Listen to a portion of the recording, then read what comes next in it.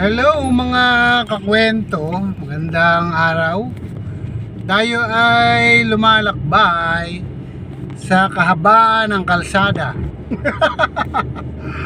Siguro kalsada. At ipapasyal ko kayo hanggang saan nyo gusto. At alam nyo, medyo hindi ko malaman kung may bagyo, pero alam ko wala pero ang ganda ng panahon. Hindi siya mainit at hindi rin siya kalamigan. Ika nga pleasantly cool. Ayan, parang ganan, ano? Ayan. At nakikita ninyo ang napakagandang tanawin. At kasama natin si Lolo dito Lo, kumusta?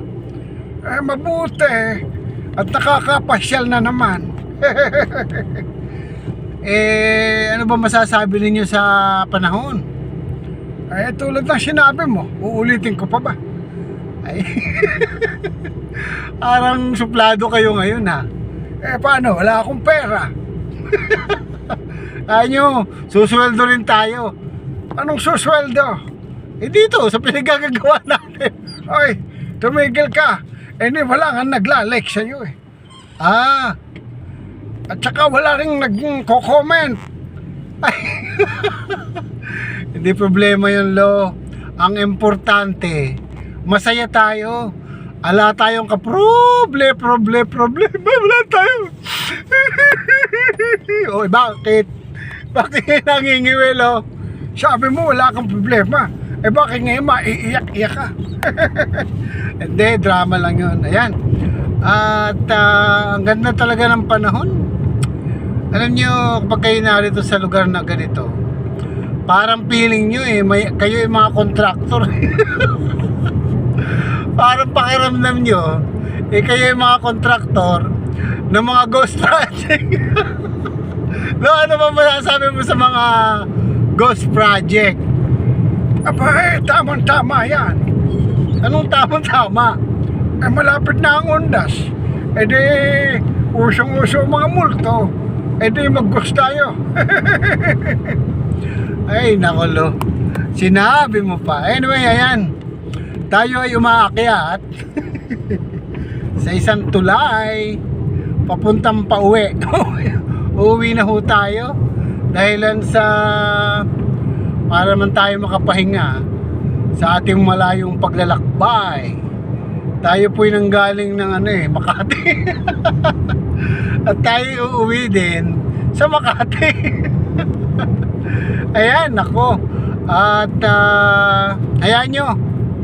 At ipapasyal ko kayo ng ipapasyal sa mga panahon na kailangan nyo ma-unwind, makakita ng mga magagandang tanawin, magagandang itong ating dadat na ito nyo, makikita nyo rito. Tayo ay nasa ibabaw ng isang mahabang tulay na nag-uugnay sa Makati at sa Taguig. Bakit ba masyado mong ikinadidiin yung Taguig? Siyempre, Taguig na ito. Ayan, nakita nyo yan. Kung kayo maghahanap ng trabaho, marami ho nangangailangan dito sa mga building na yan. Huwag kang ganyan. Baka hindi totoo yan. Hindi totoo. Kasi yung mga building na yan, pagka pinupunasan yan, kailangan nyo ng tigapunas. Ay, nako, eto. Medyo may katrapikan, pero makakarating din tayo sa ating paroroonan. Alam mo, Lo, dito sa lugar na ito ay napakaganda. Ayan, nandiyan ang St. Luke's. Ano yung St. Luke's na yan? Diyan ka mako-confine pagka ikaw pahara-hara sa kalsada. Nako, baka naman mahal dyan. Hindi, mahal nga dyan. Pero afford mo naman yan dahil mong kotse ka mo Nako, unti-unti ko na nga naibibigay sa Senado. Ay, nako. Mag-uumpisa naman tayo. Ayan, sige. At tayo ay magkasama-sama sa hirap at ginhawa. Bye-bye!